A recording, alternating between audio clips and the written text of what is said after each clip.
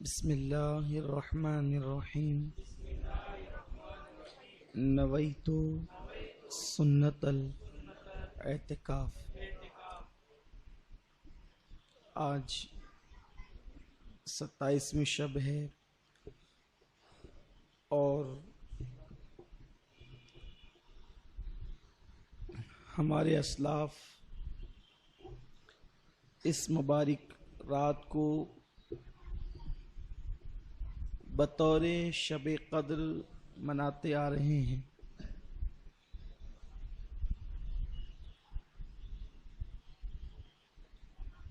آج کی گفتگو اختصار سے کرنی ہے، اس لیے کہ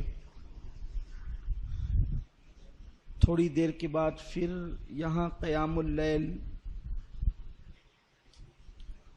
یعنی صلاۃ التسبیح اور اس کے بعد دعا ہونی ہے۔ ٹھیک 1 بجے اس کا وقت ہے، آپ لوگوں کو اس میں بھی شریک ہونا ہے، اس لیے اللہ کی توفیق سے کچھ معروضات شب قدر کے حوالے سے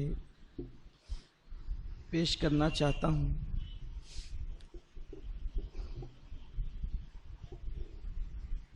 شب قدر کے ثبوت کے لیے قرآن مقدس میں پوری ایک سورت موجود ہے جسے سورہ قدر کے نام سے جانا اور پہچانا جاتا ہے۔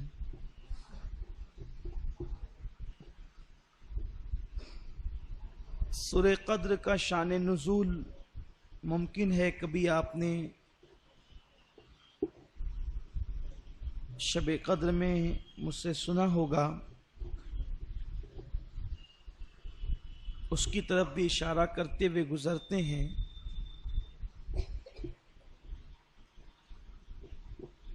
کہ ایک دن اللہ کے حبیب صلی اللہ علیہ وآلہ وسلم نے بنی اسرائیل کے ایک عبادت گزار بندے کا تذکرہ کیا کہ اس نے بہت طویل عرصے تک روزے رکھے، عبادتیں کی، جہاد کیا،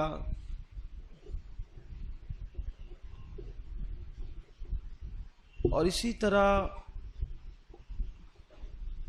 لمبی عمر والے عابدوں کے تذکرے جب ہوئے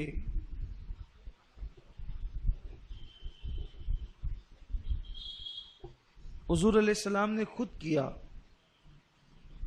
صحابہ کے سامنے، پھر صحابہ نے ایک سوال کر دیا کہ یا رسول اللہ صلی اللہ تعالی علیہ وسلم کے ان لوگوں کی عمریں اتنی لمبی لمبی، کوئی 500 سال، کوئی اتنے سال، کوئی اتنے سال، اور ہم لوگوں کی عمر طبعی 60-70 سال ہوتی ہے، تو ہم کیوں کر ان کی نیکیوں کے برابر پہنچ سکیں گے؟ حضور علیہ السلام نے یہ بات سنی اور امت کے حوالے سے سرکار علیہ السلام ایک سوچ میں پڑ گئے اور اپنے سر انور کو حضور نے جھکا لیا۔ محبوب کی پریشانی یا محبوب کی بے چینی مشیت کو کب دیکھی جانی تھی؟ تو اللہ نے بلبل سدرا کو سورہ قدر لے کر کے بھیج دیا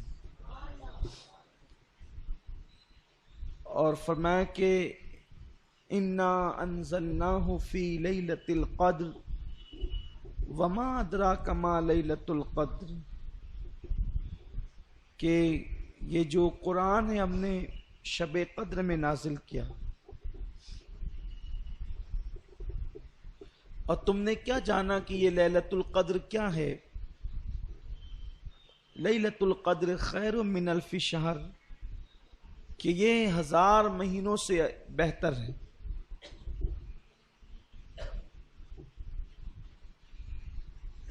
یعنی اس رات میں کوئی بندہ عبادت کر لے تو اس کو 1000 مہینوں سے زیادہ عبادت کرنے کا ثواب مل جاتا ہے۔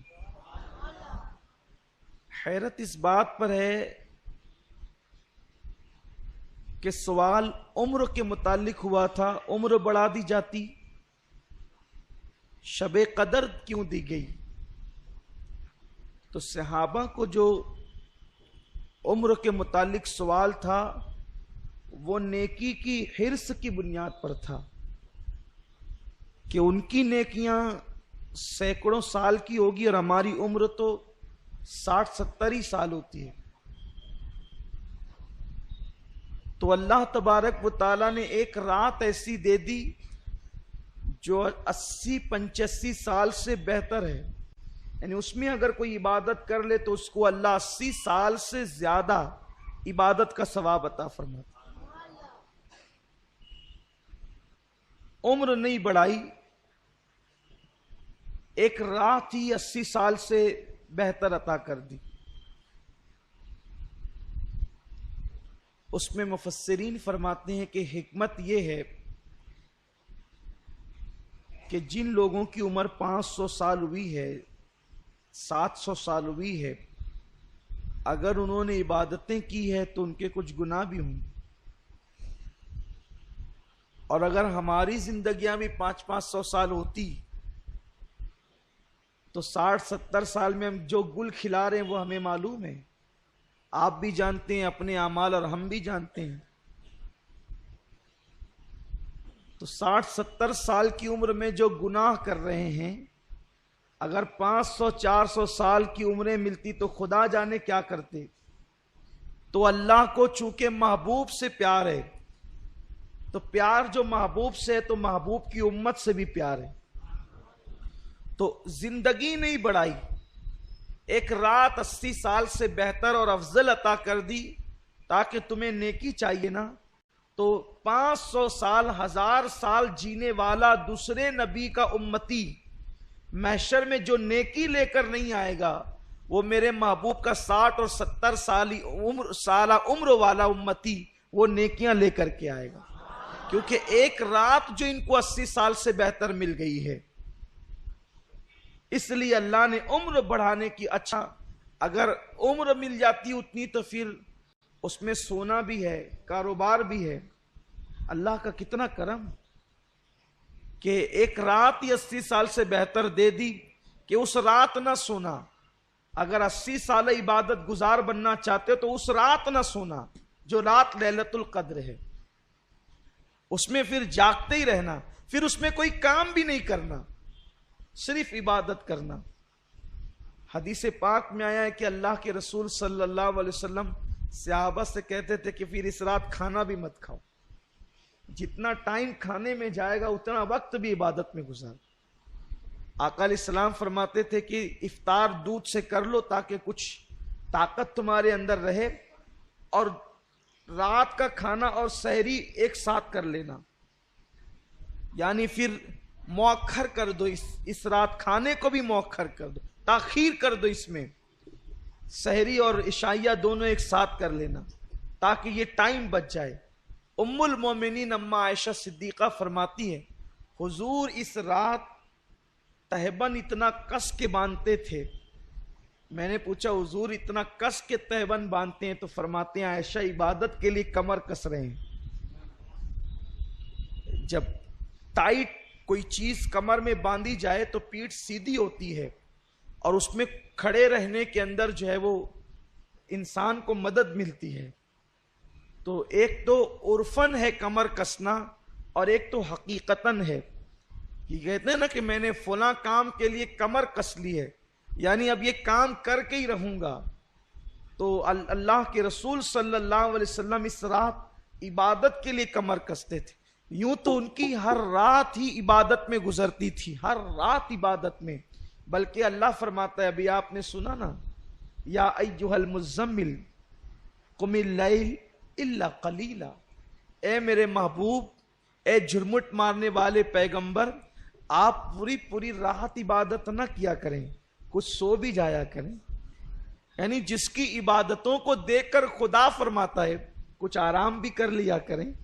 تھوڑا کچھ آرام بھی کر لیا کریں. عبادت کا اتنا ذوق تھا، لیکن اتنی عبادت کرنے والے رسول شب قدر میں اور زیادہ کرتے تھے. فرماتی تھی اماں عائشہ کہ حضور علیہ السلام سال بھر جتنی عبادت کرتے تھے اس سے زیادہ کثرت کے ساتھ میرے آقا شب قدر میں عبادت کرتے.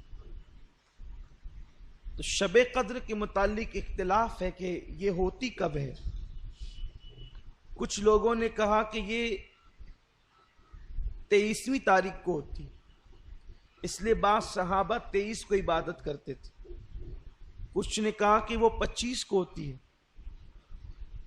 کچھ نے کہا کہ وہ 27 کو ہوتی ہے، کچھ نے کہا کہ 29 کو ہوتی ہے، کچھ نے کہا کہ یہ آخری عشرے کی کسی بھی رات میں ہوتی ہے، یا 21 کو ہوگی یا 22 کو ہوگی یا 23 کو ہوگی یا 24 کو یا 25 کو، 26 کو، 27 کو، 29 کو، کبھی بھی ہو.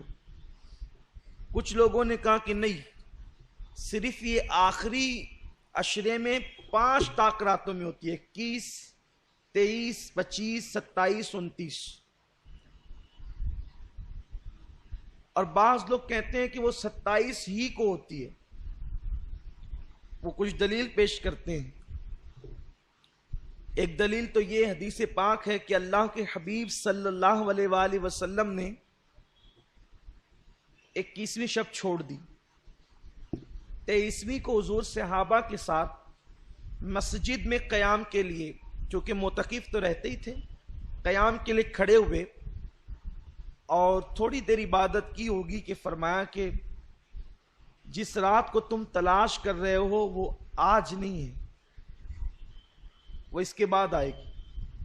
تو 23 کو عبادت کی تھوڑی دیر، اور اس کے بعد ان کو آزاد کر دیا صحابہ کو کہ یہ آج نہیں، جسے تلاش کر رہے ہو اس کے بعد آئے گی. پھر لوگ اپنے طور پہ عبادتیں کرنے لگے یا گھروں کو چلے گئے جو معتکف نہیں تھے. آقا کی تو ہر رات عبادت میں ہی گزرتی تھی. پھر فرمایا 24 چھوڑ دیا اور 25 کو آدھی رات تک عبادت کی. پھر فرمایا کہ جسے تم ڈھونڈ رہے وہ آج نہیں ہے، وہ اس کے بعد ہے. پھر 26ویں شب چھوڑ دی اور 27ویں شب میں حضور نے عبادت کی اور پوری رات عبادت کی.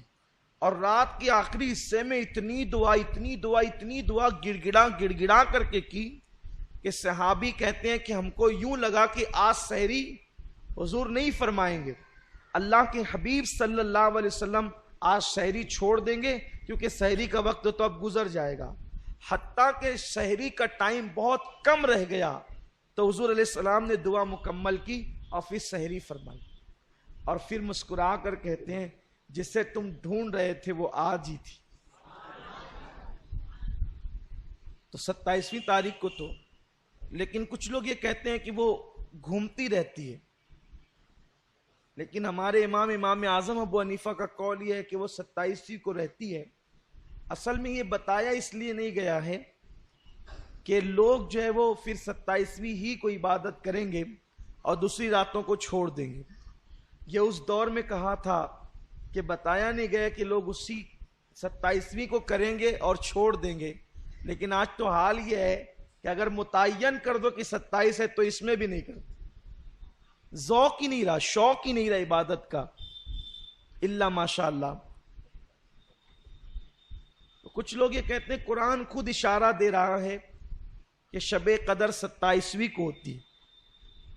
قرآن میں جو سورہ قدر ہے اس میں لیلۃ القدر 3 مرتبہ آیا ہے اور اس کے کلمے ہیں 9. تو اگر 3 کو 9 سے ضرب دیں تو 27 بنتے ہیں. اس لیے یہ 27ویں شب کو ہی شب قدر ہوتی ہے. دوسری بات یہ ہے کہ اللہ کو طاق عدد بہت پسند ہے. 1، 3، 5، 7، 9، 11، 13 یہ طاق عدد اللہ کو پسند ہے. فرمایا گیا کہ وہ وتر ہے اور وتر کو پسند کرتا ہے. لیکن ان طاق سارے اعداد میں اللہ کو 7 زیادہ پسند ہے. اسی لیے کعبے کے طواف میں بھی 7 چکر ہے، صفا مروہ کی سعی بھی 7 ہے. آپ اسی طرح دیکھتے چلے جائیں. اللہ تبارک و تعالیٰ نے طاق عدد کو پسند کیا اور اس طاق میں 7 کو زیادہ پسند کیا. تو شب قدر جو 27ویں کا قول کرتے ہیں تو وہ کہتے ہیں کہ جس عشرے میں شب قدر ہونی ہے تو یہ 7ویں رات ہے. اس 7ویں رات ہونے کی وجہ سے اس لیے شب قدر 27ویں کو ہوتی ہے. اس رات جو ہے وہ آسمان پر تارے خوب ہوتے ہیں، چاند بھی ہوتا ہے، موسم میں نہ بہت زیادہ گرمی ہوتی ہے نہ ٹھنڈی ہوتی ہے، معتدل رات ہوتی ہے. اور اس کا جو صبح کا سورج نکلتا ہے تو یہ سورج بغیر کرنوں کا ہوتا ہے. ایک مرتبہ حضرت عبداللہ ابن مسعود سے ملنے کے لیے کچھ لوگ گئے تو دیکھا کہ وہ اپنی چھت پہ کھڑے سورج دیکھ رہے تھے. جب لوگ آئے تو یہ نیچے اترتے ہوئے کہتے ہیں صدق اللہ و صدق رسول اللہ، اللہ نے سچ کہا اور اس کے رسول نے سچ کہا. تو لوگوں نے کہا کیا بات ہوئی؟ تو کہا کہ میں نے حضور سے سنا تھا کہ جو شب قدر ہوگی اس کا صبح کا سورج بغیر کرنوں کے ہوگا، سفید سورج نکلتا ہے. تو میں دیکھ رہا ہوں کہ رات میں نے ساری علامتیں دیکھی شب قدر کی، تو صبح دیکھا تو سورج بغیر کرنوں کا تھا. اسی لیے کہا کہ اللہ کے رسول نے سچ کہا اور اللہ نے سچ فرمایا.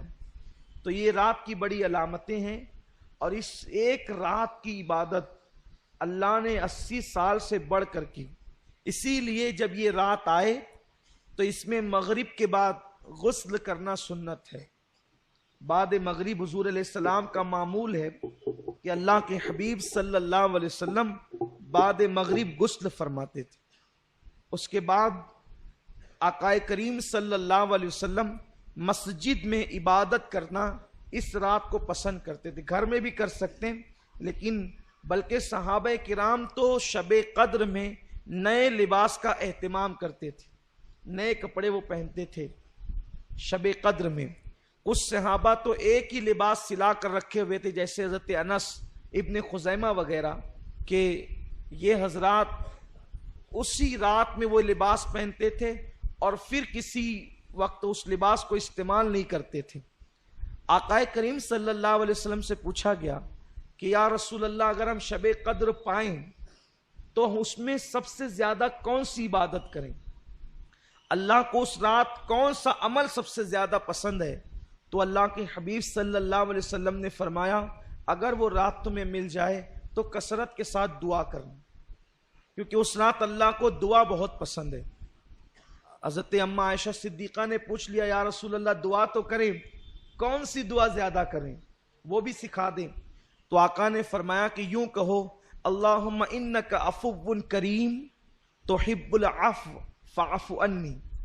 اللہ تو عفو ہے، تجھے معاف کرنا بہت پسند ہے، سو تو ہمیں معاف فرما دے. اس رات توبہ کرو کثرت کے ساتھ، ہو سکے تو صلاۃ التسبیح کا اہتمام کرو، ہو سکے کچھ نوافل پڑھو، اور جب رات کا آخری پہر آ جائے تو پھر دعا میں مصروف ہو جاؤ، اور ہو سکے تو سحری تک دعا کا اہتمام کرو. کیونکہ یہ رات جاگنا اپنے مقدر کو جگانا ہے. جو اس رات کو جگ گیا وہ 80 سال عبادت میں آگے ہو گیا. اور خاص طور پر بہت اہم بات عرض کرنے جا رہا ہوں، جتنی عبادتیں بھی آپ کرتے ہیں اللہ اس کو قبول کر لے تو اس پر انعام کیا ملتا ہے؟ جیسے کسی نے حج کیا تو حج کرنے والے کے سارے گناہ معاف ہو جاتے ہیں، وہ ایسے پاک ہو جاتا ہے جیسے ابھی اپنی ماں کے پیٹ سے پیدا ہو. اسی طرح جمعہ کی نماز پڑھ کے جانے والا ہفتے بھر کے سارے گناہ معاف ہو جاتے ہیں. اسی طرح رمضان شریف کے روزے رکھنے والا گزشتہ رمضان شریف اور اس رمضان شریف کے درمیان جتنے گناہ کیے تھے اللہ سب معاف کر دیتا ہے، سارے گناہ معاف ہوتے ہیں. لیکن شب قدر کی ایک انفرادی خصوصیت یہ ہے جو حج میں بھی نہیں ہے، بڑی ذمہ داری سے عرض کر رہا ہوں، جو حج میں بھی نہیں ہے، جو رمضان شریف کے روزوں میں بھی نہیں ہے. اگر کسی کو شب قدر مل گئی تو انعام کیا ملتا ہے؟ آقا فرماتے ہیں اگر کسی کو شب قدر ملے اور وہ اس میں عبادت کر لے تو اللہ انعام کیا عطا کرتا ہے؟ جتنے گناہ کیا ہے وہ بھی معاف کر دیتا ہے، اور جو ابھی کیا نہیں ہے کرنے والا ہے اللہ اس کو پیشگی معاف فرما دیتا. کتنا بڑا کرم ہے.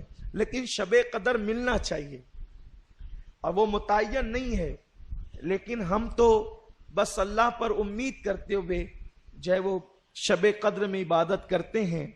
اللہ فرماتا ہے خیر من الف شہر، یہاں تک آپ نے سنا.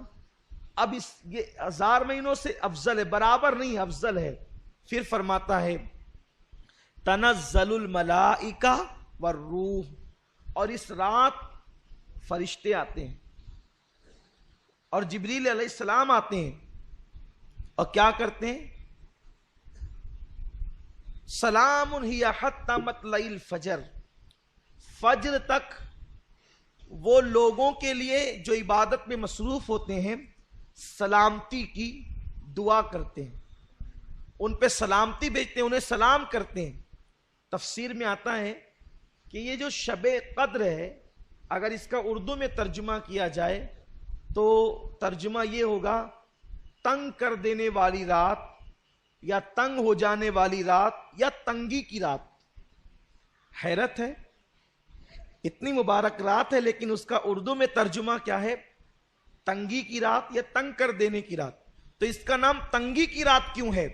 تو حدیث پاک میں آتا ہے کہ آسمان سے اتنے فرشتے زمین پہ آتے ہیں کہ زمین تنگ ہو جاتی ہے فرشتوں کی تعداد کی وجہ سے، اسی لیے اس کو تنگی کی رات کہتے ہیں. فرشتوں کی وجہ سے زمین تنگ ہو جاتی ہے، یعنی قدم رکھنے جگہ نہیں رہتی فرشتوں کو. اور فرشتے کیوں آتے ہیں؟ وہ رات بھر مصافحہ کرتے ہیں، مغرب سے لے کر فجر تک. کن سے؟ عبادت کرنے والوں سے. فرشتے مصافحہ کرتے ہیں، فرشتے زیارت کرتے ہیں، تمہاری دعاؤں میں شریک رہتے ہیں. اور بعض مفسرین نے تو یہ بھی بتا دیا کہ فرشتے مصافحہ کرتے ہیں، اس کی نشانی اور علامت کیا ہے؟ فرماتے ہیں اگر شب قدر میں عبادت کرتے ہوئے تمہاری آنکھوں سے آنسو جاری ہو جائے، یا بدن پر خوف کی کیفیت طاری ہو جائے، یا عبادت میں کیف و سرور ملنے لگے، تو سمجھ جاؤ کہ اب وہ وقت آ گیا ہے کہ فرشتے تم سے مصافحہ کر رہے ہیں، جبریل امین تم سے مصافحہ کر رہے ہیں. اور یہ جبریل اور فرشتے شب قدر میں کیوں آتے ہیں؟ یہ بھی ایک خاص بات ہے. حدیث پاک میں آتا ہے کہ فرشتے اور جبریل پورا سال بھر اللہ سے دعا کرتے ہیں، اے اللہ مولا ہمیں زمین پہ جانے دے اور ہمیں ان لوگوں کی زیارت کرنے دے جو ہم سے بہتر عبادت کرنے والے ہیں، ہم سے اچھی عبادت کرنے والے ہیں. حیرت ہے، فرشتے آخر ہم ان سے بہتر عبادت زمین پہ کون کر سکتا ہے؟ تو فرمایا گیا ہم کچھ ایسی عبادتیں کرتے ہیں جو فرشتوں کے بس میں نہیں ہے. وہ عبادتیں کیا ہے؟ وہ عبادت ہے رشتہ داروں کے ساتھ صلہ رحمی کرنا، محتاجوں کی مدد کرنا، صدقہ دینا، بیماروں کی عیادت کرنا. حتیٰ کہ یہ عبادت کہ اگر تمہارا بچہ سو رہا ہے اور اس کے بدن پر چادر نہیں ہے تو اس کے بدن پر عذرائے شفقت چادر ڈال دینا، یہ بھی عبادت ہے، یہ فرشتوں کے بس کی نہیں ہے. روایتوں میں آتا ہے اگر تمہارا بچہ سو رہا ہے، وہ چادر پھینک دیا، تم نے چادر اس کے اوپر اڑا دیا، تو بھی اللہ تمہاری مغفرت فرما دیتا. تو فرشتوں کے بس کا نہیں ہے وہ، کیونکہ فرشتوں کی تو اولاد ہی نہیں ہے، فرشتوں کا بھائی نہیں ہے، وہ صلہ رحمی کس کے ساتھ کریں گے؟ فرشتوں کی بیوی نہیں ہے، وہ محبت کس کو دیں گے؟ تو وہ کہتے ہیں مولا جو ہم نہیں کر سکتے اور تیرے بندے جو کرتے ہیں ہم سے بہتر والی عبادت، تو ہم ان کی زیارت کے لیے جانا چاہتے ہیں. وہ سال بھر دعا کرتے ہیں تو اللہ شب قدر میں ان کو زمین پر نازل فرماتا ہے اور وہ تمہاری زیارت کے لیے آتے ہیں. انسان تو کتنا خوش نصیب ہے، اگر تو صلہ رحمی کرے، لوگوں سے پیار کرے، اگر تو لوگوں سے محبت کرے تو تیرا مرتبہ کتنا بڑھ جاتا ہے کہ اللہ کے معصوم فرشتے تیری زیارت کے لیے آتے ہیں، تجھ سے مصافحہ اور تجھے سلام کرنے کے لیے آتے ہیں.